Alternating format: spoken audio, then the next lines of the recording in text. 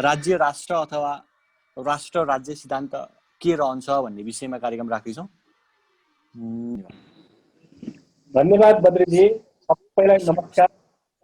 नमस्कार सर, नमस्कार नमस्कार। 34 वर्ष भए, म लगभग करिब हाम्रै उमेरको साथीहरू देखिरहेको छु, त्यही भएर बोल्न पनि आज अलि मजा आउला जस्तो लागिरहेछ। म चाहिँ ब्याचलर्स र मास्टर्स पढाइसकेर नेपाल फर्किएको 2 वर्ष भयो। अहिले हामीले मौलिक ज्वरो किलो पार्टी नाम गरेको एउटा पार्टी पनि दर्ता गरेका छौँ। अधिकांश युवाहरू सम्मिलित भएर नेपालमै लेखिएको, नेपालमै ज्वरो नेपालमै किलो भएको सिद्धान्त लिएर हिँडेको एकमात्र राजनीतिक दल यो अगाडि जुन देखि आएका छन् हाम्रो बिहारमै पनि छन्, नेपाल कम्युनिस्ट पार्टी भनेर उहाँहरूको त कार्यक्रमको कुनै पनि तपाईँले जस्तो जुन कार्यक्रम गरिरहनु भएको छ, यो खालको कार्यक्रम गर्दाखेरि उहाँले कार्ल मार्क्सको फोटो अगाडि राखेर कार्यक्रम गर्ने गर्नुभएको छ। भन्दा हामीले चाहिँ नेपालमै ज्वरो नेपालमै किलो भएको दर्शनवाद सिद्धान्त प्रतिमानलाई लिएर अगाडि बढेका छौँ। युगद्रष्टा गुरु डाक्टर निर्मलमणि अधिकारीले अभिनिर्माण गर्नुभएको सहरी दर्शन, राज्य राष्ट्र सिद्धान्त, आधारशिला चतुष्टय र स्थिरतात्मक प्रगतिवादलाई हामीले हाम्रो मार्गदर्शक सिद्धान्त मानेर पार्टी दर्ता गरेका छौँ। उमेरले म 34 वर्षको भएँ, एकदम कम उमेरको, वास्तविक रूपमा कानुनी रूपमै नेपालमा युवा भन्न मिल्ने उमेरको अध्यक्ष रहेको छु र हाम्रो पार्टीमा अधिकांश साथीहरू युवा नै हुनुहुन्छ। अधिकांश साथीहरूलाई अहिले जुन हाम्रो देश जतातिर गइरहेको छ, घृणावादी किता काटतिर गइरहेको छ, त्यसले कतै न कतै छोएको होला, बुझ्नुभएको होला, जान्नुभएको होला भन्ने आशा लिएको छु। त्यो घृणावादी किता काट, त्यो खालको समस्या, त्यो खालको द्वन्द्व जुन आउँदैछ त्यसलाई समाधान गरेर विश्वलाई फेरि एउटा नयाँ बाटो कसरी देखाउन सकिन्छ त भनेर हामीले ल्याएको राज्य राष्ट्र सिद्धान्तको बारेमा हामीले विभिन्न चर्चा परिचर्चा गरिआएका छौँ। यो सम्बन्धमा रहेर राज्य राष्ट्र नामको पुस्तक पनि प्रकाशन गरेका छौँ। त्यो पुस्तक अहिले 3रो अङ्क प्रकाशित भइसकेको छ। यो तपाईँले चाहनुहुन्छ भने खोजेर पढ्न सक्नुहुन्छ, किनेर पढ्न सक्नुहुन्छ। यसको सहलेखकको रूपमा म पनि छु र यसको अभिनिर्माण, यो सिद्धान्तको अभिनिर्माण गर्ने श्रेय युगद्रष्टा गुरु डाक्टर निर्मलमणि अधिकारीलाई जान्छ। अब अहिले यति चर्चा गरेपछि बाँकी कुरा हामी डिटेलमा गर्नेछौँ। अहिलेलाई मैले आफ्नो परिचय यही टुङ्ग्याएँ। हस्, नमस्कार। ठिक छ सर, हामी खास गरी हाम्रो यो संस्थाको स्थापना गर्दाखेरि हामी कुनै पनि रूपमा राजनीतिक बहसहरूलाई चाहिँ अगाडि ल्याउँदैनौँ, राजनीतिक पार्टीगत रूपमा ल्याउँदैनौँ भन्ने हाम्रो आफ्नो एउटा सिद्धान्त छ। यसर्थ हामी ठ्याक्कै पार्टी कस्तो के भन्ने कुरामा हामी निर्मल सरलाई चिन्छौँ, अलिअलि फलो गर्छौँ, यहाँ साथीहरू हुन्छ, पढ्छौँ, त्यो बारेमा खोज्छौँ। खासमा राज्य र राष्ट्रको सिद्धान्त के रहन्छ, यो के हो भन्ने कुरा थोरै प्रकाश पार्दै अन्तमा थोरै काहीँ पार्टीको विषय पनि कुरा गरौँला हैन। जस्तो अब त अहिले हाम्रो देशमा त लगभग राम्रै सङ्ख्यामा पार्टीहरू छ हैन। अब यसमा कतिले त हामीलाई त मिसगाइड गरेको छ, अन्त विषयवस्तु अन्त लगेको छ। यसोमा पछि अन्तिममा तपाईँले अलिकति त्यसको बारेमा पनि राखिदिनु होला, त्यसपछि हामी आभारी नै रहनेछौँ। यसका अलावा भनेको हामी हजुर सर विषय प्रवेश गर्दा हुन्छ त्यसमा? Sure sir, sure. कसैलाई पनि मनमा केही जिज्ञासा छ भने, मैले बोली आएको कुरामा जिज्ञासा छ भने कृपया टिपेर राख्नु होला। अन्तिममा हामी मजाले छलफल गर्छौँ। मैले जाने छैन भन्ने रूपमा पनि नलिनु होला, यो विषय नै त्यस्तै छ।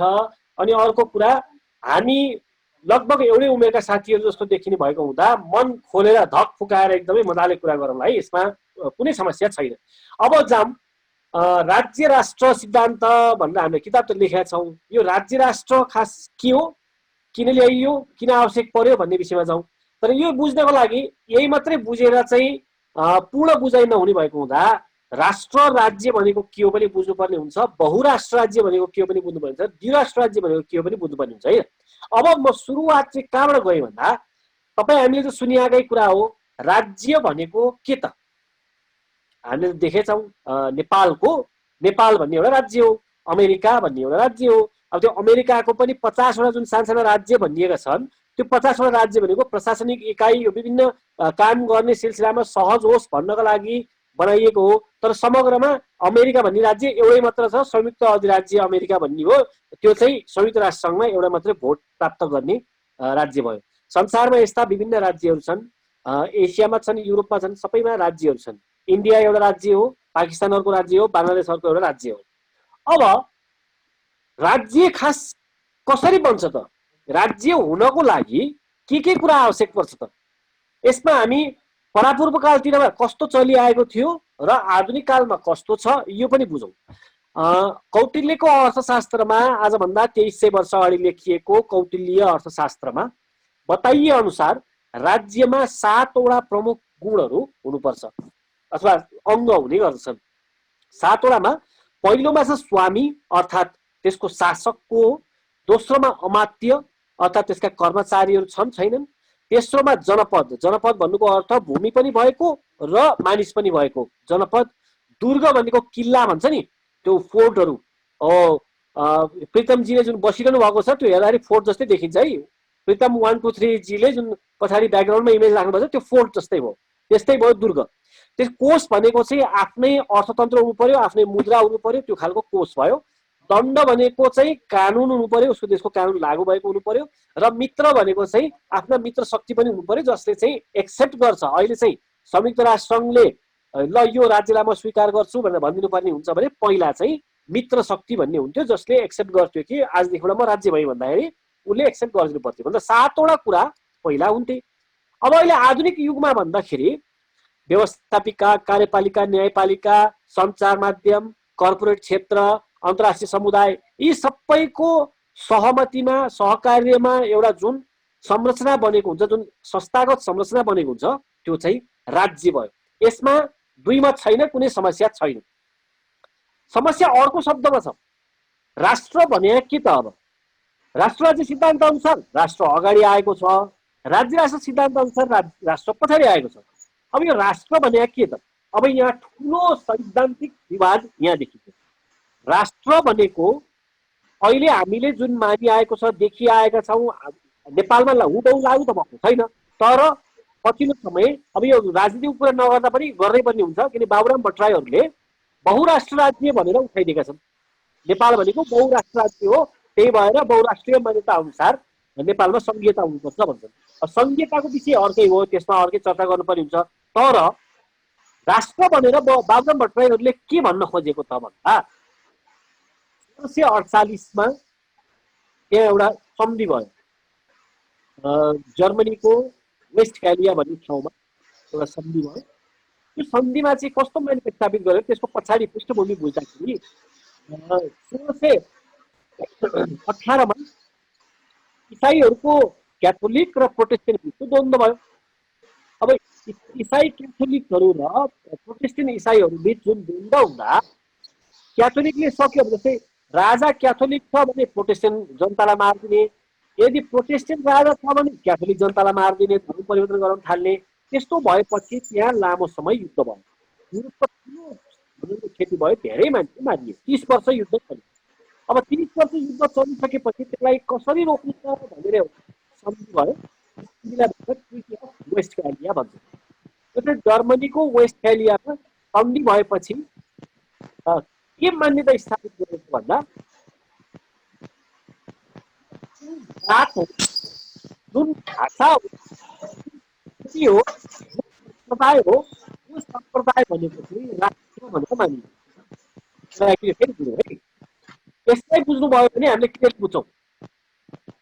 हाम्रो भाषा फरक होला, फरक फरक राष्ट्रियता, क्याथोलिक फरक राष्ट्रियता, प्रोटेस्टेन्ट फरक राष्ट्रियता र क्याथोलिकलाई जोगाउनको लागि बनाइएको संरचना एउटा राज्य भयो भने क्याथोलिक पनि राष्ट्रियता, प्रोटेस्टेन्ट पनि राष्ट्रियता, फिनिस भाषा बोल्छ फिनिस पनि राष्ट्रियता, फ्रेन्च भाषा बोल्छ फ्रेन्च पनि राष्ट्रियता, जर्मन भाषा बोल्छ जर्मन पनि राष्ट्रियता भन्दा जुन भाषा, धर्म, संस्कृति, सम्प्रदाय, भौगोलिक विविधता, अनुहारको रङ हैन विभिन्न हुन सक्छ नि, यो सबैलाई राष्ट्रियता मान्नु चाहिँ राष्ट्र राज्य अर्थात् नेसन स्टेट सिद्धान्तको मान्यता हो।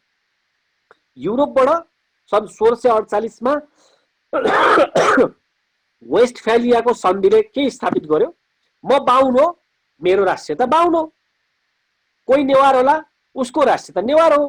कोही लिम्बू होला, उसको राष्ट्रियता लिम्बू हो। भने हाम्रो मान्यताको बारेमा थप चर्चा पछि गरौँला, तर उनीहरूको मान्यताले चाहिँ के देखाइदियो भन्दा जात फरक भयो नि फरक राष्ट्रियता, फरक राज्य बनाउनु पाउनुपर्छ। भाषा फरक भयो नि फरक राष्ट्रियता, फरक राज्य बनाउनु पाउनुपर्छ। त्यही भएर फिनिस भाषा बोल्ने फरक राष्ट्रियता भयो, फिनल्यान्ड नामको देश बनायो। फ्रेन्च भाषा बोल्नु फरक राष्ट्रियता भयो, फ्रान्स नामको देश बनायो। यसरी युरोपमा फरक फरक देशहरू अस्तित्वमा आए। अब त्यही बेलामा पनि के मिल्थ्यो त? राष्ट्र राज्य सिद्धान्त अनुसार मिल्थ्यो त? राम्रोसँग हेर्दाखेरि त्यहाँ पनि मिल्दैन थियो, किनभने विविधतायुक्त थियो समाज, त्यहाँ पनि विविधतायुक्त थियो। भलै विविधतालाई उनीहरूले सहज व्यवस्थापन गर्नको लागि सिद्धान्त बनाउन नसके तापनि केही हदसम्म त देशहरू बने, राष्ट्रहरू स्थापित भए होइन, अहिले बनेका छन्। अब त्यो राष्ट्र राज्य सिद्धान्त आधारमा भन्दा एउटा देशमा दुईटा भाषा छ भने त्यो देशमा कतिवटा राष्ट्रियता हुने भयो? दुईटा हुने भयो। तीनटा भाषा छ भने के हुने भयो? बहुराष्ट्रिय राज्य हुने भयो। जस्तै जनता समाजवादी पार्टीको तर्फबाट जुन उठाइएको मुद्दा छ, नेपाल भनेको बहुराष्ट्रिय राज्य हो भन्ने। अब नेपालमा भाषा हेर्ने नि 129 वटा छ, जात जाति हेर्ने 125 वटा छ, धर्म संस्कृति हेर्ने 10 वटा छ, भौगोलिक विविधता हेर्ने हो भने पहाड हिमाल मधेस भनेर 3टा छ होइन। यसरी नेपाल चाहिँ बहुराष्ट्रिय राज्य हो भनेर उहाँहरूको मान्यता छ। अब यो त युरोपमा इसाईको, क्याथोलिक र प्रोटेस्टेन्टको द्वन्द्वलाई समाधान गर्नको लागि आजभन्दा 300 वर्ष अगाडि जुन मान्यता स्थापित भयो त्यो जस्ताको तस्तै यहाँ लाद्न खोजेको कारणले गर्दा सिर्जित समस्या हो। अब राज्य राष्ट्र यो सिद्धान्तले चाहिँ के भन्छ त भन्दा भाषा, धर्म, संस्कृति, परम्परा जेसुकै होस् त्यो समाजको विविधता हो, त्यो देशमा रहेको विविधता हो, त्यो राष्ट्रियता होइन। राष्ट्रियता राज्यको आधारमा प्रतिबिम्बित हुन्छ। यसमा थप चर्चा हामी पछि गरौँला। अब मानौँ एउटा देश छ, त्यसमा दुईटा भाषा छ भने द्विराष्ट्रिय राज्य हुने भयो। युरोपमा द्विराष्ट्रिय राज्य भनेर एकदम मुखारित भएको देश हो चेकोस्लोभाकिया। पहिला थियो चेकोस्लोभाकिया भन्ने, चेक जाति एउटा भए, उनीहरू पनि राष्ट्रियता भन्छन्, हाम्रो राष्ट्रियता हो भन्छन्। स्लोभाकहरूको अर्को जाति, उनीहरू भन्छन् हामी पनि त राष्ट्रियता हो भन्छन्। अनि दुईटैलाई मिलाउन के गर्नु पर्यो त भन्दा देशको नाम चेकोस्लोभाकिया भनेर राखिदियो। चेकोस्लोभाकिया भनेपछि त चेकले पनि मेरो राज्य भन्ने भयो, स्लोभाकहरूले मेरो राज्य भन्ने भयो, चेकोस्लोभाकिया भनेर राखिदियो। तर यहाँ समस्या के हुन्छ भन्दा भाषा फरक हुनु नै फरक राष्ट्रियता हो, जात फरक हुनु नै फरक राष्ट्रियता हो भनिसकेपछि उसमा के हुन्छ भन्दा समय परिस्थिति मिलेको खण्डमा चेक जातिको संरक्षण, प्रवर्धन, विकासको लागि चेकैहरूको लागि मात्र एउटा राज्य बनाउँछ। स्लोभाक जातिले आफ्नो संस्कृति परम्परा होला नि उनीहरूको के पनि हो, त्यसको संरक्षण, प्रवर्धन, विकासको लागि छुट्टै राज्य बनाउन चाहन्छ। दुईटा फरक राष्ट्रियताहरू हेर्दाखेरि एउटैमा देखिए तापनि ती बीच चाहिँ घृणा, द्वन्द्व, आपसमा विभाजन भन्ने भइरहेको हुन्छ। भलै तत्कालीन समयमा मिल्यौँ न त, अब अहिले त परिस्थिति यस्तै छ, तपाईँ पनि गरिब म पनि गरिब, हामी मिलेरै बस्दा ठिक होला, तत्कालको लागि हो। तर जब अर्थतन्त्रको कुरा आउँछ, चेकोस्लोभाकिया छुटेको पनि अर्थतन्त्रकै कारणले हो।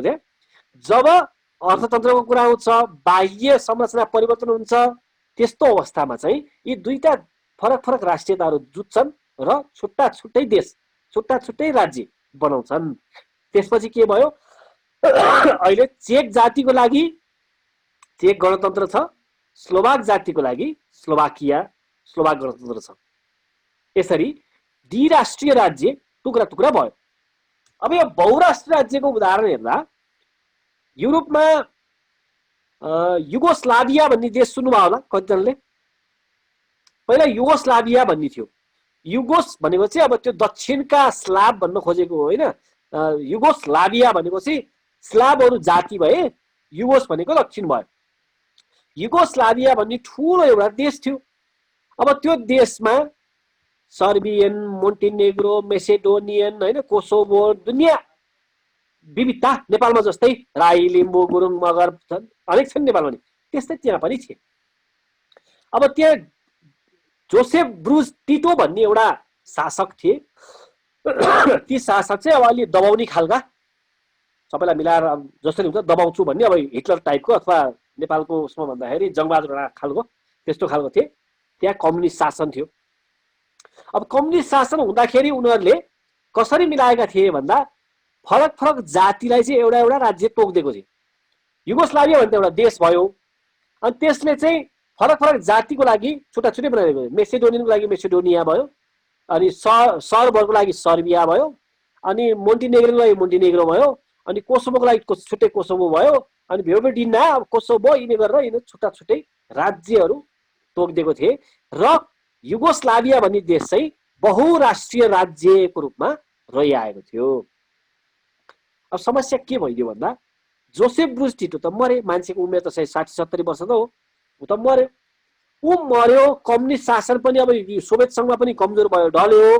त्यसले गर्दाखेरि युगोस्लाभियामा के समस्या पर्यो भन्दा हिजोसम्म मानिसको जात अन्तर्राष्ट्रिय हुन्छ भन्नेहरू जोसेफ ब्रुज टिटो मर्ने बित्तिकै यो मेरो जातको राज्य हो, मैले छुट्टै देश बनाउन पाउनुपर्छ भनेर तिनीहरू आपसमा द्वन्द्व गर्न थाले। अब युगोस्लाभियाको एउटा सेनाबन्दी त त्यहीका मान्छेहरू मिलेर हो नि त, ऊ पनि आफ्नो जातको राज्य छुटाउनु खोजेको छ, ऊ पनि आफ्नो जातको राज्य छुटाउनु खोजेको छ। टुक्रा टुक्रा भएर अब अहिले 8वटा देश त्यो क्षेत्रमा छ युगोस्लाभिया। त्यसपछि एकपछि अर्को गर्दै टुक्रिँदै टुक्रिँदै टुक्रिँदै गएर 8वटा देश बन्यो। अझ पनि टुक्रिने क्रम रोकिएको छैन। यो कोसोभो भन्ने देशले 2008 सालमा आफूलाई स्वतन्त्र घोषणा त गर्यो, तर उसको स्वतन्त्रतालाई सर्बियाले एक्सेप्ट गरेको छैन र विश्वका थुप्रै देशहरूले उसलाई एक्सेप्ट गरेको छैन। यो भयो त्यताको उदाहरण। अब हाम्रो छिमेकीमा जाउँ। इन्डिया र पाकिस्तान टुक्रेको त तपाईँलाई थाहा नै छ, हामी सबैलाई थाहा छँदैछ। बेलायतहरूले यो ठाउँमा राज्य गरिरहेको थिए, त्यो बेला त पुरै एउटै थियो, बेलायतीको शासन इस्ट इन्डिया कम्पनीले गरिरहेको थियो। अब स्वतन्त्रताको माग बढ्दै गयो। मोहम्मद अली जिन्ना भन्नेले चाहिँ मुस्लिम हुनु भनेको पनि त फरक राष्ट्रियता हो, यो त हाम्रो राष्ट्रियता हो, मुस्लिम हुनु भनेको त राष्ट्रियता हो, यसको आधारमा एउटा राज्य बनाउनु पाउनुपर्छ, हाम्रो छुट्टै राष्ट्रियताको आधारमा छुट्टै राज्य चाहिन्छ भनेर उसले वकालत गर्यो। अनि सावरकर पनि के कम है, दामोदर भाइ सावरकर पनि के कम, ए त मुस्लिमलाई चाहिँ राष्ट्रियता भन्ने, हामी पनि हिन्दू हो, हाम्रो पनि त राष्ट्रियता छ, हामीलाई यो हिन्दू राष्ट्रियताको आधारमा चाहिन्छ भनेर ऊ उता बुरुक्क उफ्रिन थाल्यो। यता जिन्ना उफ्रिने, उता सावरकर उफ्रिने। यो दुईटाले के समस्या ल्याइदियो भने धार्मिक सम्प्रदाय, उसको आस्थाको कुरालाई पनि राष्ट्रियता भनिदियो। त्यही ठ्याक्कै युरोपमा जे भएको थियो त्यही सोच ल्याइदियो यहाँ है, भारतीय उपमहाद्वीपमा पनि। जिन्नाले छोड्दै नछोड्ने इस्लाम नै राष्ट्रियता हो भन्ने, सावरकरले छोड्दै नछोड्ने हिन्दू नै राष्ट्रियता हो भन्ने। त्यसपछि के भयो, संविधान सभापछि 1947 मा पाकिस्तान नाम गरेको छुट्टै एउटा राज्य निर्माण भयो। के को लागि? इस्लाम राष्ट्रियताको संरक्षण प्रवर्धनको लागि एउटा छुट्टै राज्यको निर्माण भयो। त्यसलाई अहिले हामीले पाकिस्तान भनेर चिन्छौँ। इन्डियामा केही समय लगत्तै त्यो उनीहरूले के संरचनामा चाहिँ परिवर्तन गरे भने जात भाषा धर्म संस्कृतिलाई राष्ट्रियता भनेर यसमा मरिहत्ते गर्नु हुँदैन, अब भनेको यो पूर्वीय दर्शनको मान्यता अनुसार चल्नुपर्छ भनेर इन्डिया चाहिँ टुक्रिनबाट जोगियो। पाकिस्तानमा के समस्या भइदियो भन्दा इस्लाम धर्मको आधारमा छुटिएको पाकिस्तान सन् 1971 मा आइपुगेपछि त्यहाँ के भयो, बङ्गलादेशमा बङ्गाली पनि त राष्ट्रियता हो, हाम्रो बङ्गाली भाषा हाम्रो राष्ट्रियता हो, उर्दू मात्रै राष्ट्रियता हो। अब त्यहाँ खास छुट्टिएको त सम्प्रदाय एउटै भएको आधारमा छुट्टिएको हो। अर्कोले के भने टुक्राइदियो, ओहो हाम्रो भाषाको आधारमा चाहिँ हुँदैन भनेर भाषाको आधारमा बङ्गलादेश पनि टुक्राइदियो सन् 1971 मा। अब फेरि अर्को न्यु खोज्दैछ, बलोच भन्ने जाति, उनीहरूको आफ्नो जाति छ, सिन्ध र बलोच भन्ने। बलोच भन्ने चाहिँ राष्ट्रियता हुन सक्दैन। बलोच राष्ट्रियताको संरक्षण प्रवर्धनको लागि हामीलाई छुट्टै राज्य चाहिन्छ भने त्यहाँहरूको विद्रोही समूह छ पाकिस्तानमा। बङ्गलादेशमा पनि यो त पुरै इस्लामहरू भरिएको ठाउँ हो, हिन्दू पनि त हाम्रो राष्ट्रियता हो, हामीलाई छुट्टै राज्य चाहिन्छ भनेर बङ्ग सेना भन्ने त्यहाँ बङ्गलादेशमा अहिले पनि बङ्ग सेना भन्ने युद्धरत छ, उसको ठाउँ ठाउँमा कामहरू भइरहेछ। इन्डियामा हेर्ने हो भने छ्याप्ती छ विद्रोही समूह, यो मणिपुर भयो होइन, यो मिजोरम, नर्थ इस्ट त थुप्रै छ, अन्य क्षेत्रमा पनि बढ्दो छ। यो मुख्य समस्या के हो भन्दा तपाईहरुको भाषा फरक हुन सक्छ, जन्मको तपाईले रोजेर भाषामा आएको हो र तपाईँ हामीले रोजेर जात पाएको हो र, हामी त जन्मै हो नि हैन, कसको कोखमा जन्मियो त्यसपछि नै उसले पाएको हो। भाषा धर्म संस्कृति परम्परा भौगोलिक विविधता यी भनेको जन्मसँगै प्राप्त हुने विशेषता हो, यो त विविधता हो, समाजमा हुन्छ, स्वाभाविक हो त्यो। तर यसलाई राष्ट्रियता मानेर राज्य निर्माण गर्न पाउनुपर्छ भन्ने युरोपको वेस्टफेलियाको माग थालियो भने के हुन्छ त नेपालमा भन्दा 129 वटा त भाषाभाषी छ, यसको आधारमा 129 वटा राज्य बन्न पाउनु पर्यो। 125 वटा त जात जाति छ, 125 वटा राज्य किन नबनाउनु त? कसैले आज आएर भन्दैमा ए नेपालमा त तीनटा ठुला ठुला समूह मात्रै हुन्, तीनटा बनाउनु पाउनुपर्छ भनेर उचुकाएर बस्छ र? यहाँ त टुक्राउनलाई त विभिन्न काम गरिरहेछन्, युमा सामियो भनेको छ, कसैले उता टुक्राउनलाई होइन, अनि यता फेरि पश्चिमतिर गएर मगर र पुन मगर त फरक फरक हो भनिदिएछ फेरि होइन। मान्छे टुक्राउनलाई न्यु खोज्नलाई कुनै कारण चाहिन्छ र? बाहुनको हेर्ने हो भने पूर्विया र कुमाई अरे, पूर्विया बाहुन कुमाई बाहुन फरक फरक है। मान्छेलाई टुक्राउनलाई न्यु खोज्नलाई कुनै कारण त चाहिँदैन, जे भन्यो भने न्यु त खोज्न मिल्छ, मिल्न पो गाह्रो हुन्छ त, मिलेर बस्नु पो गाह्रो हुन्छ त। झगडा त छैन भइहाल्छ, जे भन्यो नि भयो नि, झगडा परिहाल्छ त्यतिकै। अब बल्ल हामी आयौँ राज्य राष्ट्रमा। यो विश्वमा यस्तो समस्या देखिया छ कि तपाईँ अहिले कुनै देशको नाम भन्नु, म त्यो देशको विद्रोहीसम्म पढेर सुनाइदिन्छु। स्कटल्यान्डमा जनमत सङ्ग्रह भयो, टुक्रिन पाउने कि नपाउने भनेर। स्कटल्यान्ड भन्ने ठाउँमा उनीहरूले यति राम्रो अभ्यास गर्न पाइरहेछन् कि संयुक्त अधिराज्यको एउटा हुन्छ नि त्यहाँ राज्यको रूपमा छ, उनीहरू पनि जातीय राज्य नै हो। स्कटिसहरू त्यहाँ 30% छन् होइन। यति धेरै उनीहरूको संघीयताको अभ्यास छ कि, तर त्यहाँ एउटा कुराले समस्या के स्कटिस बोल्नु भनेको राष्ट्रियता हो भन्ने जुन मान्यता छ, त्यसले गर्दा के समस्या ल्याइदियो भन्दा हामी स्कटल्यान्डमा बसेका स्कटिसहरूको लागि छुट्टै देश बनाउनु पर्छ, हामी संयुक्त अधिराज्यमा बस्न मिल्दैन भनेर जनमत सङ्ग्रह भयो। त्यसमा 45%ले छुट्यौँ भने 55%ले नछुट्यौँ भने है। अब फेरि युरोपबाट बेलायत अलगिएपछि, युरोपियन युनियनबाट बेलायत अलगिएपछि फेरि जनमत सङ्ग्रह गर्ने भन्ने उनीहरूको योजना छ। यो स्कटल्यान्डको कुरो भयो। क्याटलोनियामा स्पेनको क्याटलोनिया है, नेपालबाट त्यस्तै पऱ्यो नि स्पेन जान पायो नि हर्रै जान्छौँ होला हामी, हेर्दाखेरि त सबै चिज ठिकठाक जस्तो छ। अब म व्यक्तिगत रूपमा म बार्सिलोना पुगेर पनि आएको होइन, क्याटलोनिया पुगेरै आएको छु। त्यहाँ हेर्दा सब ठिकठाक छ, उनीहरूले जे बोल्छन् हामीलाई स्पेनिस जस्तै लाग्छ, उनीहरू जस्तो देखिन्छन् हामीलाई स्पेनिस जस्तै लाग्छ, जे खान्छन् स्पेनिस जस्तै लाग्छ। तर होइन रहेछ, उनीहरूको त जातै फरक गरे, उनीहरूको त भाषै फरक गरे। त्यही भएर स्पेनबाट क्याटलोनिया छुट्टिन पाउनुपर्छ भनेर जनमत सङ्ग्रह भयो, भारी मतले जित्यो है। टुक्राउन पाउने अधिकार उनले पायो, तर फ्रान्स स्पेनले एकदम दबाएर क्र्याकडाउन गरेपछि त्यहाँको राष्ट्रपति पुग्देमुन भन्ने युरोपमै अहिले भागेर हिँड्दा छ। अहिले बेल्जियममा शरण लिएर बसिरहेको छ। टुक्राउन चाहिँ उसले टुक्राइदियो, जनमत सङ्ग्रहबाट पुरा टुक्रायो। या त युद्ध गरेर टुक्रियो, या त जनमत सङ्ग्रह गरेर टुक्रियो, या त अब हुन्छ नि एकदम सहजपूर्ण रूपमा होला, या त हत्या हिंसा भएर होला। इन्डिया पाकिस्तान टुक्रिँदाखेरि झन् 10 लाख जना मान्छे मरे होइन। अब त्यो साउथ सुडान र सुडानको कुरा गर्ने हो भने त्यहाँ कयौँ मान्छे मरेका छन्, कहीँ मान्छे मर्छन्, कहीँ मर्छन्, कहीँ सहज होलान्, तर टुक्रिने चाहिँ ग्यारेन्टी हो। यो कसरी समस्या आयो भन्दा युरोपमा त्यो बेलामा बनेको राष्ट्र राज्य अर्थात् जात भाषा धर्म संस्कृति परम्परा यसलाई चाहिँ राष्ट्रियता भन्न थाल्यो भने त्यसले समस्या ल्याउँछ। अब यसको समस्याको लागि हामीले ल्याएका छौँ राज्य राष्ट्र सिद्धान्त। अब जाउँ राज्य राष्ट्रमा। यो के हो त राज्य राष्ट्र भने?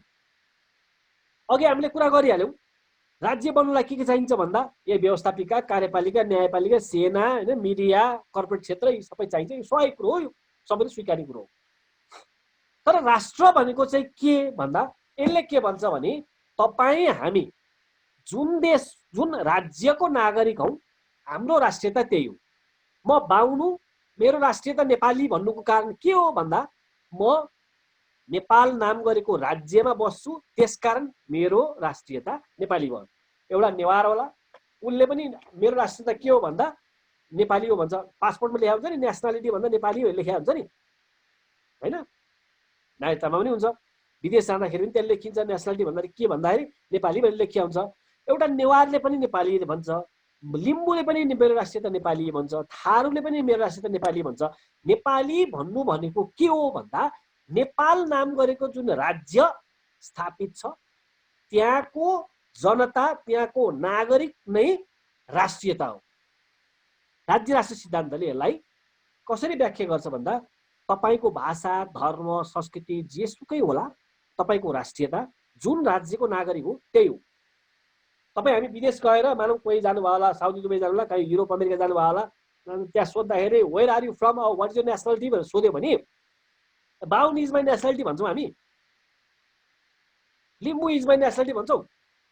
My nationality is Nepali but I follow, होइन लिम्बुइजम हो कि लिम्बूले फलो गर्ने हो कि बाहुनले फलो गर्ने हो कि नेवारले फलो गर्ने हो कि आफ्नो संस्कृतिको कुरा गरिन्छ पछि।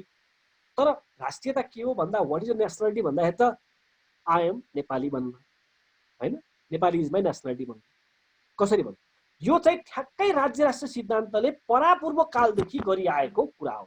अब यो राज्य राष्ट्र सिद्धान्त कसरी बन्यो त भन्दा हिन्दू धर्ममा, बौद्ध धर्ममा, किरात धर्ममा, बोन धर्ममा, जैन धर्ममा यो नेपालको जुन मौलिक धर्म संस्कृतिहरू छ नि, यिनीहरू चाहिँ एकदम उदार चरित्रको छ। नेपालको जुन मौलिक धर्म संस्कृति एकदम उदार भावनाको छ।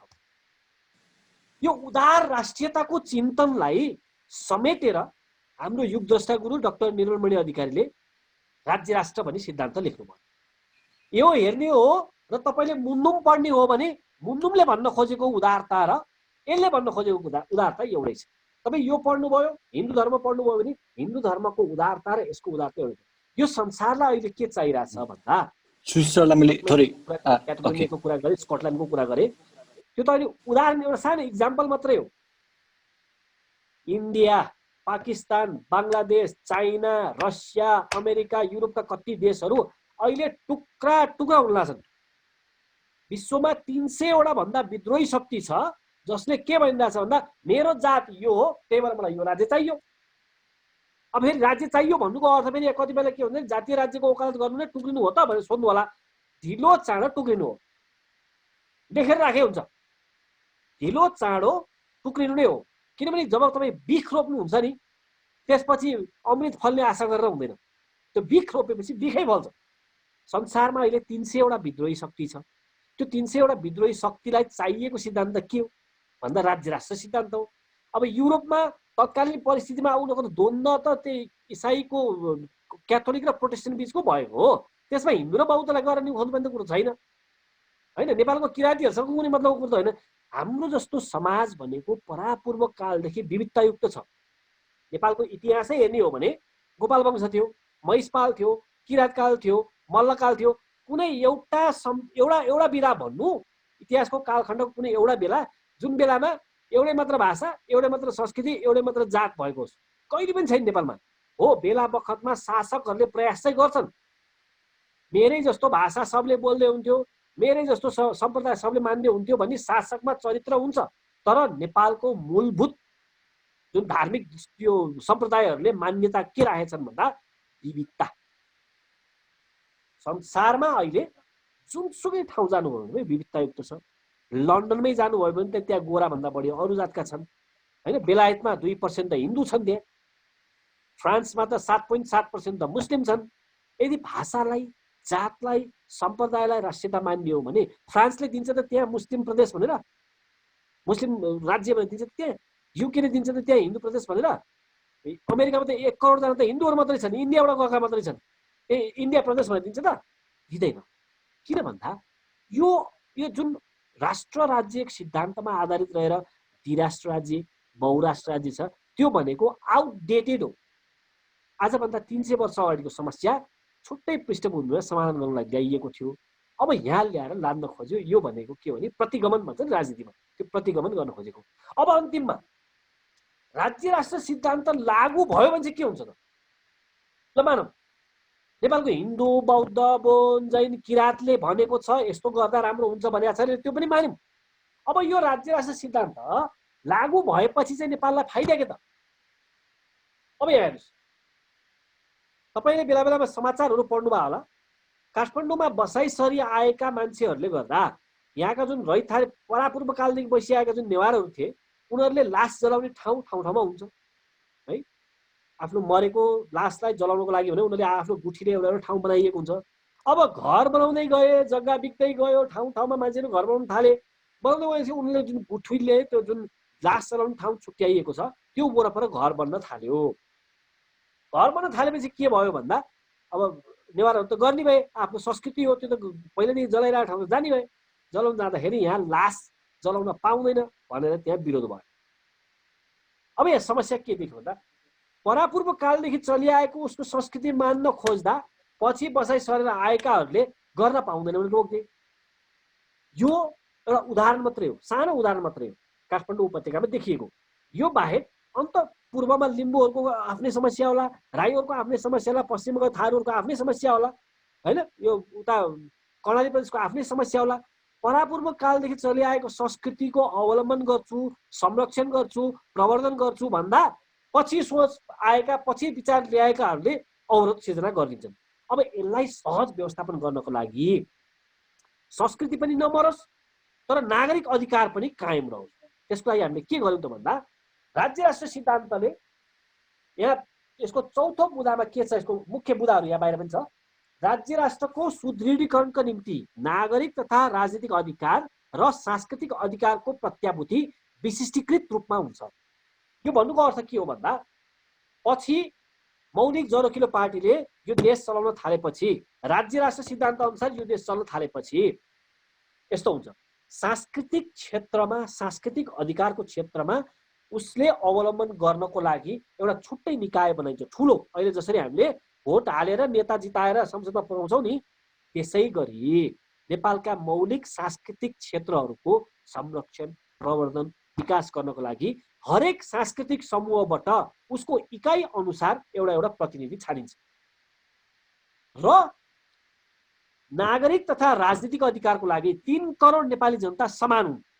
म बाहुन भएको आधारमा मैले यो अधिकार पाउँछु भन्न पाउनु मिल्दैन। त्यस्तै कोही नेवार भएको आधारमा म नेवार हुँ, मलाई यो अधिकार चाहिन्छ भन्न पाइँदैन। नागरिक तथा यो राजनीतिक अधिकारको लागि 3 करोड नेपाली जनता समान हुन्छन्। उनीहरूले भोट हाल्ने व्यवस्था, उनीहरूले चुन्ने संसदीय व्यवस्था छुट्टै हुन्छ। तर सांस्कृतिक अधिकारको प्रत्याभूतिको लागि राईको के जोगाउनु पर्ने छ, लिम्बूको के जोगाउनु पर्ने छ, थारूको के जोगाउनु पर्ने छ, त्यसको निर्णय गर्नको लागि सांस्कृतिक क्षेत्रमा काम गर्नको लागि छुट्टै एउटा निकाय गठन हुन्छ। नागरिक अधिकार र सांस्कृतिक अधिकारलाई छुट्याइन्छ। अर्को यसको बुँदा छ, माथि अघि परिभाषामै जुन गरिएको थियो, राज्य नै राष्ट्रियताको निर्धारक हो, एक मात्र निर्धारक हो। जात होइन, भाषा होइन, धर्म होइन, संस्कृति होइन, राज्य हो। तपाईँ हामी जुनसुकै देशमा गयो भने पनि हाम्रो राष्ट्रियता के हो भन्दाखेरि हामी नेपाली हो भन्छौँ। कारण के भने नेपाल नामको राज्यको हामी नागरिक हौँ, यसले स्पष्ट भन्छ। अरूमा जस्तो गोल मटोल यो मेरो भाषा हो त्यही भएर मेरो राष्ट्रियता हो भन्दा भाषा पनि टुक्रेर बनेको अर्को एउटा राष्ट्रियता निक्लिन्छ फेरि त्यहाँबाट, त्यस्तो हुँदैन। अब चरित्रको कुरा गरौँ, जस्तो कतिपयलाई तपाईँ प्रश्न पनि सोध्न सक्नुहुन्छ यो पछि पनि। एसिड र बेस, क्षार र अम्ल भन्छ होइन नेपालीमा, एसिड र बेस थाहा छ नि। एसिडको छुट्टै गुण हुन्छ है, बेसको छुट्टै गुण हुन्छ। जब एसिड र बेस दुईटा मिसाइन्छ त्यसपछि बन्छ साल्ट होइन, लवण बन्छ, त्यसको छुट्टै गुण हुन्छ। यसको अर्थ के हो भन्दा नेपालमा राई, लिम्बू, गुरुङ, मगर, तामाङ, बाहुन, छेत्री, ठकुरी दुनियाँ छन् नि, यो सबैको समष्टिमा बनेको जुन चरित्र हुन्छ नि, त्यो हो हाम्रो राष्ट्रियता। त्यो राष्ट्रियता चाहिँ राज्य मार्फत देखिन्छ। तपाईँ हामीले जसरी बेस र एसिड मिलाउँदाखेरि छुट्टा छुट्टै गुण भएको चिज मिलाउँदाखेरि एउटा छुट्टै गुण निक्ल्यो नि, त्यसै गरी जब समाजमा हामी विविधतायुक्त भएर बस्छौँ, अनेक जात जाति भाषा धर्म संस्कृति एक ठाउँमा आएर बस्छौँ, त्यसपछि हाम्रो एउटा सामूहिक विशेषता निर्माण हुन्छ। त्यो विशेषता भनेको बाहुनको मात्रै होइन, नेवारको मात्रै होइन, लिम्बूको मात्रै होइन, गुरुङको मात्रै होइन, सामूहिक हो। यो सामूहिक विशेषता चाहिँ राज्य मार्फत प्रतिबिम्बित हुन्छ। राज्य राष्ट्र सिद्धान्तको दोस्रो र महत्त्वपूर्ण बुँदा यो। अब यसमा जम्मा 4वटा बुँदा मध्ये अघि मैले डिस्क्राइब गरिसकेको छु मोटामोटी। फर्मुलामा भन्दाखेरि राज्य नै राष्ट्रियता हो। हाम्रो राष्ट्रियताको विशेषता भनेको जातको आधारमा, भाषाको आधारमा, धर्मको आधारमा, संस्कृतिको आधारमा होइन, समग्रमा हो, समष्टिमा हो। यो देशमा बसिआएका विविध जात जाति भाषा धर्म संस्कृतिको समष्टि हो। अन्तमा नागरिक तथा राजनीतिक अधिकारको क्षेत्रमा 3 करोड नेपाली जनता बराबर हो। सांस्कृतिक अधिकारको क्षेत्रको संरक्षण प्रवर्धन विकास गर्नको लागि यसले सांस्कृतिक क्षेत्र र नागरिक तथा राजनीतिक क्षेत्रलाई छुट्याइदिन्छ। जब हामी मानौँ न तपाईँ हामी काठमाडौँमा बसेका छौँ, मेरो मातृभाषा नेपाली हो, म यदि काठमाडौँमा बस्न आएँ भने मैले नेवारी सिक्ने सोच देखाएँ, साथीहरूसँग कुरा गर्दाखेरि नेवारी शब्द बोल्ने, भाषा सिक्ने तत्परता देखाएँ भने नेवारलाई पनि त मेरो भाषा सिक्नलाई कुनै अप्ठ्यारो हुँदैन नि।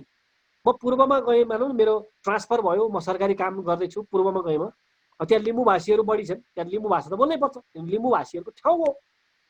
जब म लिम्बू भाषीहरूसँग घुलमिल हुन्छु, लिम्बू भाषा बोल्ने म प्रयास गर्छु, त्यसपछि उनलाई मेरो मातृभाषा बोल्नलाई प्रयास गर्नलाई कुनै समस्या छ छैन। संसारमा अहिले कस्तो देखिया छ भने बाइलिङ्गुअल, ट्राइलिङ्गुअल, मल्टिलिङ्गुअल भनेर यसरी 2 भन्दा बढी भाषा बोल्नु भनेको चाहिँ दिमाग तेजिलो हुनु हो भनेर वैज्ञानिक रूपमा प्रमाणित भइसकेको छ। भने तपाईँ हामी भनेको त नेपाली बोल्छौँ, आफ्नो मातृभाषा बोल्छौँ, हिन्दी बोल्छौँ, इङ्ग्लिस बोल्छौँ होइन, यो हाम्रो दिमाग अलरेडी नै एकदम क्यापेबल भइसकेको भन्ने द्योतक हो। त्यसकारण नेपालको विविधताको संरक्षण गरौँ, नेपालको जात, भाषा, धर्म, संस्कृति, परम्परा सबैको संरक्षण गरौँ, तर यसको आधारमा टुट्ने, फुट्ने, लड्ने, मर्ने होइन कि एक ठाउँमा आएर समष्टिमा हाम्रो राष्ट्रियता निर्माण गरौँ भन्ने राज्य राष्ट्र सिद्धान्तको मान्यता हो। हस्, मैले यो कुरा टुङ्ग्याएँ। नमस्कार। ठिक छ सर, धन्यवाद सर। ठिक छ सर, धन्यवाद। खास गरी सरले वृहङ्गम रूपमा जुन राज्य र राष्ट्रको सिद्धान्तलाई अघि सार्नु भएको छ, यस विषयमा सोध्नु होला है त केही प्रश्न भयो। ठिक छ, हाम्रो यहाँ कोही साथीहरूले त्यस्तो पर्वदाई केही छ, दाइलाई मनपर्ने विषय थियो, आज दाइले अघि बिहान पनि भन्नुहुँदैछ राज्य राष्ट्रको विषयमा इन्ट्रेस्टिङ लाग्छ। एकदमै सन्तुष्टि छु म भाइ, एकदम। ठिक छ सर, मेरो आवाज आएको छैन? ठिक छ दाइ, आएको छ। एकदम सन्तुष्टि भयो सर, साह्रै राम्रो गरी बुझाइदिनु भयो, एकदमै। यसलाई नि सुश्री सर, यसलाई थोरै मैले तपाईँलाई के खासमा जिज्ञासा राख्न चाहेँ भने जस्तो जुन राष्ट्रियताको कुरा आयो नि, राष्ट्रियताको अधिकन मापनहरू, अधिकन विधिहरू आयो भन्ने कुरा, त्यो त काहीँ न काहीँ जस्तो पहिचानको कुरासँग पनि जोडिएछ होइन। जस्तो पछि त्यसलाई मिसगाइड गरिएको भन्दै गर्दा पनि जस्तो काहीँ न काहीँ पहिचानलाई नै राष्ट्रियतामा ढाल्न खोजेको त्यो खालको विरोधाभासपूर्ण देखिन्छ भन्ने कुरा तपाईँले त्यो जसपाको निर्वाचन आयोगमा दर्ता गर्दाखेरि त्यो बहुराष्ट्रियता भन्ने शब्द प्रयोगलाई लिएर इङ्गित गर्नुभएको छ होइन। तर त्यो त योभन्दा अगाडिदेखि उठेको विषय होइन। यसमा के छ सरले अघि त राष्ट्रियताको विषय उठाउनु भएको थियो नि, जसपाले निर्वाचन आयोगमा आफ्नो पार्टी दर्ता गर्दाखेरि बहुराष्ट्रियता भन्ने शब्द युजको प्रसङ्ग पनि सरले झिझेको उठाउनु भएको थियो होइन। त्यसमा जस्तो जसपाले आफैले पछि क्लियरिफाई गर्दै गर्दाखेरि हाम्रो देशको केसमा बहुपहिचान अथवा बहुजाति छन्, यसको पहिचानार्थ उठाइएको भन्ने खालको कुरा पनि आएको थियो होइन। यही विषयमा एकजना अधिवक्ताले पनि कहीँ एउटा कार्यक्रममा बोल्नु हुँदै थियो, यो विषय पहिचानको कुरासँग रिलेटेड छ, यता देश खण्डनको छैन भनेर उहाँले स्पष्टीकरण गर्दा गर्दै पनि शङ्का गर्ने ठाउँ चाहिँ किन रहन्छ सर? थोरै बहुराष्ट्र राज्यको मुद्दा चाहिँ जनता समाजवादी पार्टी र संयुक्त समाजवादी फोरम हो सायद उनीहरू एकीकृत हुँदाखेरि सहमति पत्रमा बहुराष्ट्रिय राज्यको मान्यता अनुसार सङ्घीयतालाई अगाडि बढाउने भन्ने छ। उहाँले क्लियरिफाई गर्नुपर्छ बहुराष्ट्रिय भने के त। उहाँले क्लियरिफाई, मैले भनिहालेँ वेस्टफेलियाको सन्धि अनुसार के भएको भनेर मैले भनिदिइसकेँ। अब उहाँकै उपमहासचिवसँग मैले लेखमा, उहाँले यही कुरा उठाउनु भएको थियो, मैले लेखमा जवाफ दिएको पनि छु। उहाँहरूको स्पष्ट मान्यता छ नेपालमा जातीय राज्य हुनुपर्छ। अब जातीय राज्यमा हुनुपर्छ भने यतिकै बोलेर त भएन, त्यसको कुनै कुनै सैद्धान्तिक पृष्ठभूमि त हुनु पर्यो। सैद्धान्तिक पृष्ठभूमिको लागि उहाँले भनेको राष्ट्र राज्य सिद्धान्त हो। त्यो राष्ट्र राज्य सिद्धान्त भनेको युरोपमा बनेको त्यो बेलाको।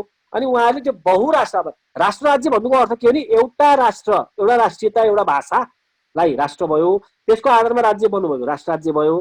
दुईटा भाषा भए 2 राष्ट्र राज्य, दुईटा भन्दा बढी भाषा भए बहुराष्ट्र राज्य। उहाँले गर्नु त्यही हो। अब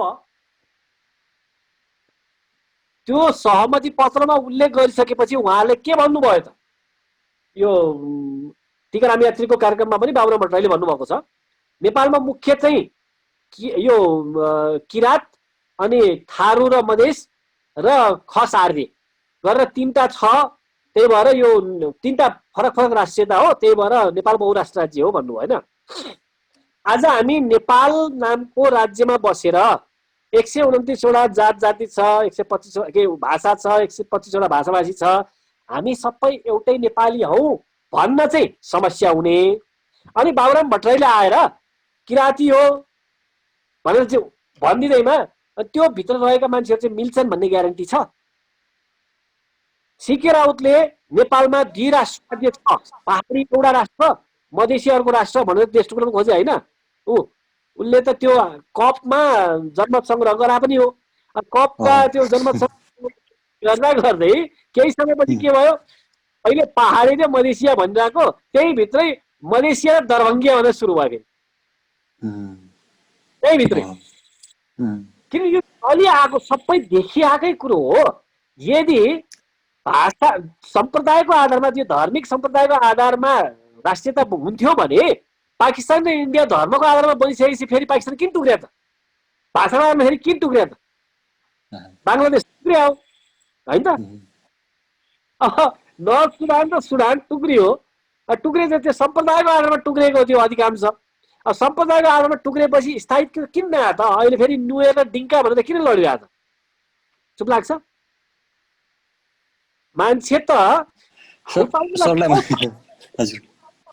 लडाउन बहुत सजिलो छ। तपाईँहरू मगरभित्र हेऱ्यो भने कतिवटा मगरको जात जाति छ नि, भित्र पनि कति राईको त्यस्तै छ हो किन? लिम्बूको आफ्नै छ, बाहुनको त भन्नु पर्दैन कति छ कति होइन, सबको आफ्नै।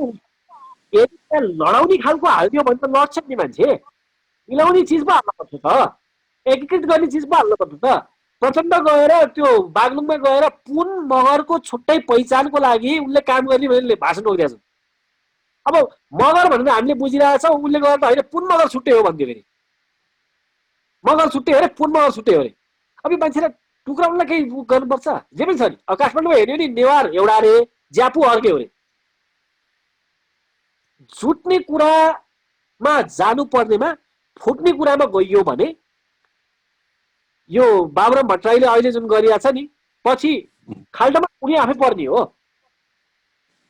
सम्पूर्ण नेपालमा पर्छ पर्छ ऊ आफू पनि पर्ने हो। किनभने बाबुराम भट्टराईहरूले जित्नको लागि अन्य कुनै गर्न सकेनन्। उसको आफ्नो व्यक्तित्वले भ्याएन। अब एकपटक गएर प्रधानमन्त्री बनेर केही छाडो पार्न सक्दैन भन्ने कुरा प्रमाण पनि भयो। अनि अब गर्ने भनेको मान्छेको भावनासँग, सेन्टिमेन्टसँग खेल्ने खुल्ने के।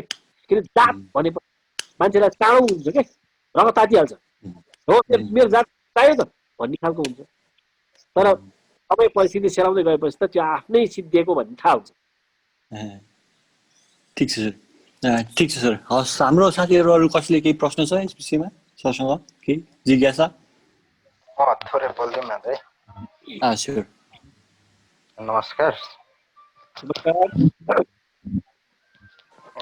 मेरो प्रश्न चाहिँ के भने होइन, हिजो अब राजनीतिक काल द्वन्द्वकालमा पनि हिजो अब अहिले प्रचण्ड बाबुरामहरूले पहिचानकै कुरा उठाए, सबै अहिले जनजातिहरूलाई उठाए है। हो त्यो कुरा पनि अब त्यही पहिचानको आधारमा सबै लड्न पनि गरे थियो। अब त्यो अहिलेको अवस्था हेरेर मैले चाहिँ प्रश्न के गर्नु इङ्गित गर्नु खोजेँ भने, जस्तै अहिले तपाईँले कुरा गर्नुभयो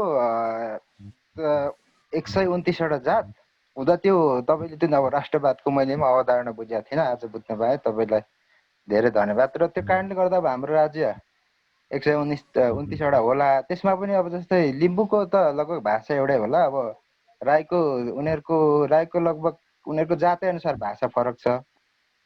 त्यसै गरी मगर तामाङ गरी आफ्नो आफ्नो जात अनुसार जनजातिको त्यस्तो धेरै जात हुँदा अब धेरै त्यो सम्भव पनि नहुन सक्छ। तर अहिलेको जति नेताहरूले छन् नि, पहिचान अनुसार र प्रान्त अनुसार तपाईँहरूलाई हामी राज्य दिलाउँछौँ। त्यो राज्य दिलाउँदै गर्दा चाहिँ अब यस्तो द्वन्द्व हुँदा उनीहरूलाई सबै वैचारिक कुरो थाहा हुँदो रहेछ। अध्ययन भइसकेपछि पनि एउटा दीर्घकालीन रूपमा चाहिँ जस्तै नेपालीहरू एउटा बहुजाति बहुभाषा भन्ने जुन सिद्धान्त छ, त्यसमा चाहिँ आधार भएर चाहिँ यो हाम्रो देशका अहिले नेतृत्व गर्ने मान्छेहरूले चाहिँ एउटै समायोजनमा चाहिँ त्यो प्रान्त ल्याटिन अमेरिकामा चाहिँ बढ्दो छ। किन भइरहेछ भन्दा उनीहरूले चाहिँ जोसुवा 2 प्रोजेक्ट भन्ने छ अहिले, किन चलाइरहेको छ। हामीलाई नेपालमा भ्रम चाहिँ के छ भने क्रिस्चियनिटीमा लागेपछि पैसा आउँछ भन्ने भ्रम छ। डलरे भनेर गाली गर्छ नि होइन, त्यो भ्रम छ, यो भ्रम हो। क्रिस्चियनिटीमा लागेपछि सुरुवातीमा कसैले के गर्ला उनको मूल काम चाहिँ पैसा दिएर गर्ने होइन। तर क्रिस्चियनिटीमा लागिसकेपछि दशांश भन्छ, चर्चमा गएपछि तपाईँको 10% चाहिँ चर्चलाई बुझाउनु पर्छ। त्यो बुझाइएको पैसा यहाँबाट अर्को ठाउँबाट अर्को गर्दै गएर अन्तिममा भ्याटिकन चर्च नै पुग्छ। फेरि मतलब युरोपको भ्याटिकन चर्च नै पुग्छ है। अब यो छ। अब नेपालमा आफ्नो पाखेले पुरातनवादी कुरा गर्यो, बुद्धको कुरा गर्यो होइन, यो आङसिबाङको कुरा गर्यो, पाखे काम नलाग्ने पुरातनवादी दुनिया भने गाली गरिदिन्छन्। अनि उता साइड लागेको कुरा गर्यो भने चाहिँ एकदम आधुनिक होइन, खतरा एकदम पढे लेखेको त्यस्तो भन्ने गरिन्छ। अनि सोच पद्धति शिक्षा सबै चिज उताबाट ल्याइसकेपछि धर्म परिवर्तन गर्नु त सजिलो। हामीलाई हाम्रै धर्म बारेमा थाहा छैन, किराँतलाई सोध्यो भने किराँतको बारेमा थाहा छैन होइन, लिम्बूलाई सोध्यो भने उसलाई किराँतको बारेमा किराँतको थाहा छैन, अब यो तामाङलाई सोध्यो भने बौद्धको बारेमा थाहा छैन, अब बाहुनलाई सोध्यो भने हिन्दूको बारेमा थाहा छैन होइन, नेवारलाई सोध्यो भने हिन्दूको बारेमा थाहा छैन। किन भन्दा हामीलाई सिकाउने पद्धति भनेको स्कुल हो। अब स्कुलबाट त्यो हटाइदिइसकेको छ। अनि उनीहरू आउँछन् घर घरमा धर्म परिवर्तन गर, हाम्रो प्रभुले यसो भनिएको छ भन्दै आउँछन्। अनि मूर्ति पूजा गर्नु भनेको यस्तो उस्तो भन्दै गाली गरिदिन्छन्। अनि त्यसले गर्दाखेरि कोही न कोही व्यक्ति त प्रभावित हुन्छ। फेरि उनीहरूको यस्तो नेटवर्क मार्केटिङ जस्तो गरेर एकपछि अर्को गरेर फैलाउने गर्ने भयो र यसले गर्दा समस्या ल्याउँछ। अब तपाईँ हामीले हाम्रो धर्म संस्कृतिको संरक्षण गर्नु छ भने पहिलो काम के गर्नु पर्यो भने आफ्नो अवलम्बन गर्नु पर्यो। यो अरूलाई गाली गर्ने होइन क्या, क्रिस्चियनले यसो गर्यो मुस्लिमले यसो भन्ने, हाम्रै अवलम्बन गरौँ न। एउटा किराँतले किराँत धर्म अवलम्बन गरोस्, तामाङले आफ्नो परम्परादेखि जे चलिरहेको त्यो गरोस्। हामीले आफ्नो अवलम्बन गर्ने बित्तिकै यो समस्या समाधान हुन्छ। त्यसपछि हामी डराउनु पर्ने आवश्यकता रहँदैन। तर हामीले यहाँ कुरा के बुझ्नुपर्छ भन्दा रुवान्डामा 1900मा क्रिस्चियनिटी प्रवेश गरेको थियो। अहिले त्यहाँ 94% क्रिस्चियन छन्। त्यस्तै फिलिपिन्समा पल्लव वंश र गुप्त वंश भन्ने हुन्थे, हिन्दू र बौद्धहरूको राजा थियो त्यो बेला, त्यहाँ राज्य नै त्यस्तो थियो। अब अहिले त्यहाँ लगभग 90% भन्दा बढी क्रिस्चियन भइसकेको छ। त्यो कहाँ गए पल्लव वंश, कहाँ गए गुप्त वंश, कहाँ गए तिनीहरूको आफ्नो संस्कृति होइन, थियो होला नि त आफ्नो मौलिक धर्म संस्कृति, अब सबै मासियो। त्यही भएर तपाईँ हामीले पनि यदि मौलिक धर्म संस्कृति जोगाउनु छ भने यो देशको राजनीति यही देशको सिद्धान्त अनुसार चल्नु पर्यो, यो देशको शिक्षा यही देशको अनुसार चल्नु पर्यो, यो देशको अर्थतन्त्र यही देशको अनुसार चल्नु पर्यो। अब यो बेलायतबाट शासन पद्धति टिपेर ल्याउने, जर्मनीबाट वेस्टफेलियाको त्यो सन्धि टिपेर ल्याउने, अनि रसियाबाट मार्क्सवाद र लेनिनवाद भन्दै टिपेर ल्याउने, अनि हाम्रो धर्म संस्कृति मासियो भन्ने हुन्छ? हाम्रो धर्म संस्कृति जो हाम्रै हुनु पर्यो नि त होइन, हाम्रो आफ्नै गर्नु चेक गराएको छ कसैले, कसैले प्रमाणित गर्न सक्छ त? मुन्दुममा चाहिँ कामै नलाग्ने कुरो छ भने कसैले प्रमाणित गर्न सक्छ? हिन्दू धर्ममा कामै नलाग्ने छ भने प्रमाणित गर्न सक्छ? छैन नि। छ भने त प्रमाणित गरेर देखाउ न।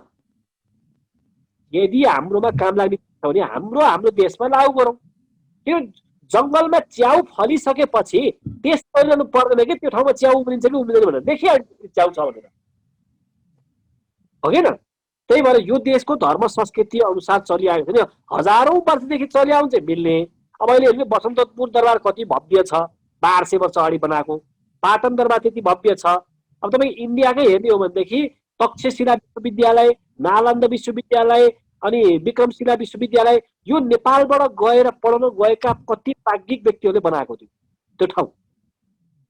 त्यति भव्य भव्य विश्वविद्यालयहरू 2600 अगाडि 3000 वर्ष अगाडिको विश्वविद्यालयहरू अहिले नेपालमा हेर्ने हो भने के छ कि? बेलायतले ल है नेपालीहरू तिमीहरू दुःख पायौ, जो नेपाली बेलायत आउन चाहन्छ आऊ, 1 महिनाभित्रमा भिजा लाग्दैन आऊ भन्यो भने 90% नेपाल गायब, खाली हुन्छ। हुन्छ हुँदैन? काठमाडौँ त पुरै खाली हुन्छ। हामी यहाँ किन बसिरहेछौँ भन्दा बेलायत जान नपाएर बसिरहेछौँ। किन हुन्छ त भन्दा यो देशको राजनीतिसँग हाम्रो कुनै सरकार छैन, यो देशको शिक्षासँग हाम्रो कुनै सरकार छैन, न माटोसँग सम्बन्ध छ न धर्म संस्कृतिसँग सम्बन्ध छ। अनि किन बस्छ त? यहाँ जान्छ युके उडेर लन्डनमा जान्छ गीत गाउँछ है। त्यही भएर यदि यो देशको धर्म संस्कृति यो देशको माटोसँग अविच्छिन्न राख्ने हो भने त यही देशको जरो यही देशको किलोमा आधारित शिक्षा पद्धति, शासन पद्धति, अर्थतन्त्र, रोजगारी भएन भने काम छैन। अर्को एउटा शशिकला राईले बेला बेलामा उठाउनु भएको, हामी त्योभन्दा अगाडि नै भनिरहेको कुरो, विदेशी रक्सी आउँदा चाहिँ सरकार चुप, यही बोल्दैन। जब नेपालमा एउटा गरिबले रक्सी बनाएर पेट पाल्न खोज्छ पुलिसले घर घोप्याइदिन्छ। रक्सी बनाउन जान्छुन् कुरो हो, उसको त ज्ञानको कुरो हो, त्यो सिपको कुरो हो। सरकारले त गुणस्तर मापदण्ड बनाएर त्यसलाई ब्रान्डिङ गरेर सगरमाथाबाट पग्लेर आएको पानीमा बनेको रक्सी है भनेर विदेशमा बेचिसक्नु पर्थ्यो। $50,000 को पनि बोतलको रक्सी पाउँछ के, रेड लेभल, ब्ल्याक लेभल, के लेभल हो किन? नेपालको त्यस्तै लेभल पाउन सकिँदैन। नेपालमा कैयौँ जात छन् जसले आफ्नो परापूर्व कालदेखि नै आफ्नो हुन्छ नि स्किल अनुसार काम गरेका छन्। अब यो के दलित भनेको छ, तल्लो जात भनेको छ, हेप्या छ, उनी पनि कराकरै छ। अब दलित भनेको के हो? कामी दबाईले बनाएको हतियार। त्यो फिनल्यान्डमा ह्याकम्यान भन्ने कम्पनी छ, चक्कु छुरी बनाउँछ, उसले मिलियन्सको कारोबार गर्छ। हाम्रो कामीले काम पाउँदैन। यो के अरे लुइस भुक्टर भनेको छ, अर्मानी भनेको छ, क्याटरपिलर भनेको छ, दुनियाँ ब्रान्डको कपडा विदेशबाट आइरहेछ। नेपालको दबाईले काम पाउँदैन। हाम्रो आफ्नै शिक्षा आफ्नै संस्कृतिमा आधारित रहेर गर्ने त छ नि, अनेक चिज छ होइन। एलएनटी भन्ने ठुलो एउटा कम्पनी छ, सरसफाइ गर्ने कम्पनी छ। आइएसएस भन्ने ठुलो सरसफाइ गर्ने कम्पनी छ। नेपालमा नि त च्यामे भन्ने त छ नि, उसले परापूर्व कालदेखि सरसफाइ गरेमा एक्सपर्टिज त कमाएको छ नि। च्यामे सरसफाइ गरेर छ्या थुथु गर्ने नेपालमा चाहिँ, अनि नेपालीहरू विदेश गएर चाहिँ फेरि त्यही सरसफाइ कम्पनीमा काम गर्ने। समस्या यो हो क्या। त्यही भएर नेपालको आफ्नो जरो, नेपालको आफ्नो किलोमा आधारित रहेर जबसम्म यो देश चल्दैन तबसम्म यो खालको समस्या आइरहन्छ। ठिक छ, धन्यवाद सरलाई। ठिक छ सर, सरले हाम्रो निम्तो स्वीकार राम्रो, त्यसको लागि धन्यवाद। र अन्य उपस्थित साथीहरूलाई पनि विशेष धन्यवाद दिँदै हामी आजको कार्यक्रम यही अन्त्य गरेको घोषणा गर्दछौँ। धन्यवाद। हस् सर।